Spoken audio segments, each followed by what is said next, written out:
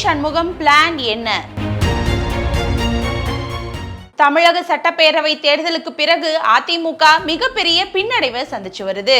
அந்த கட்சியோட பொதுச் செயலாளர் எடப்பாடி பழனிசாமியோட உத்தரவை மீறி முதல்வர் விஜய் கொண்டு வந்த நம்பிக்கையில்லா தீர்மானத்துக்கு அதிமுகவோட 25 எம்எல்ஏக்கள் ஆதரவு கொடுத்திருக்காங்க. அதோட முன்னாள் அமைச்சர்கள் சி விஜயபாஸ்கர், எம்.ஆர். விஜயபாஸ்கர் உட்பட 6 எம்எல்ஏக்கள் தங்களோட பதவியை ராஜினாமா செஞ்சுட்டு தாவேகாவிலையும் இணைஞ்சிருக்காங்க. மேலும் பல முன்னாள் அமைச்சர்கள், முன்னாள் எம்எல்ஏக்கள், நிர்வாகிகள்னு இணைஞ்சும் வராங்க.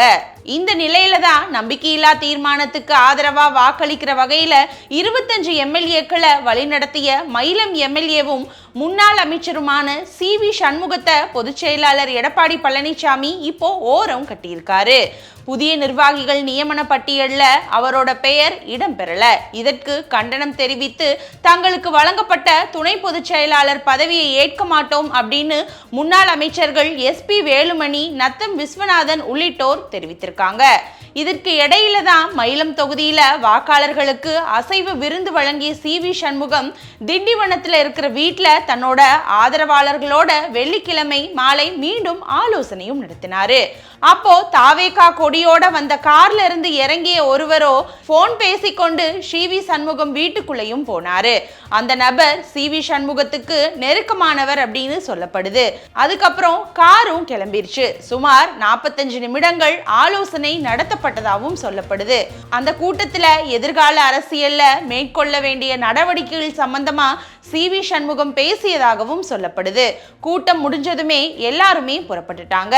இதை அடுத்து வீட்டில இருந்து வெளியே வந்த சி.வி. சண்முகம் சொல்லும் போது, என்ன கருத்து, என்ன ஆலோசனை கூட்டம் அப்படிங்கறத கேக்குறீங்க.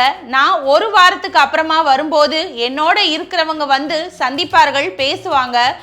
என்னுடைய முடிவு என்னன்னு கேட்கிறீங்க. தாவேகாவுக்கு போவதெல்லாம் இல்லை, வேறு என்ன கேட்க வருகிறீர்கள்? அதிமுகவில் நான் இருக்கிறனா இல்லையா அப்படிங்கறத பழனிசாமி கிட்ட தான் கேட்கணும். அது எனக்கே தெரியாது.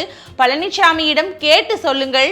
எஸ்.பி. வேலுமணி, நத்தம் விஸ்வநாதன் ஆகியோர் தங்களுக்கு வழங்கப்பட்ட பதவியை ஏற்க மறுத்தது குறித்து எந்த கருத்துமே சொல்ல முடியாது. எந்த ஆலோசனை கூட்டமும் நடத்தல, எந்த சிறப்பு தகவலும் இல்லை அப்படின்னு முடிச்சு கொண்டாரு சி.வி. சண்முகம்.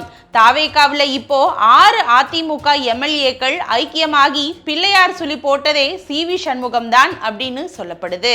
ஆனா அவர் இப்போ வர தாவேகா பக்கம் செல்லும் முடிவை எடுக்கல.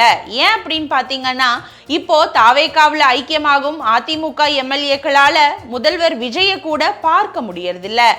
ஆனந்த், ஆதவர்ஜுனா முன்னிலையில தான் கட்சியில இணைஞ்சிருக்காங்க. அப்படி பார்க்கும்போது தாவேகாவுக்கு போனா மரியாதை கிடைக்குமா கிடைக்காதா அப்படிங்கிற அச்சத்துல தான் சி.வி. சண்முகம் அமைதியாகி விட்டார் அப்படின்னும் சொல்லப்படுது. விரைவில் அதிமுகவில் பெரிய பூகம்பம் வெடிக்கும் அப்படின்னு எஸ்.பி. வேலுமணி, சி.வி. சண்முகம் ஆகியோர் கணக்கும் போட்டிருக்காங்க. அப்படி அதிமுகவில் பூகம்பம் வெடிக்கும் போது முக்கிய பொறுப்புகள் தங்களிடம் வரும் அப்படின்னும் கருதுறாங்க. அதற்கான காய் நகர்த்தல்களை சி.வி. சண்முகம் வேகமா செய்வதா சொல்லப்படுது.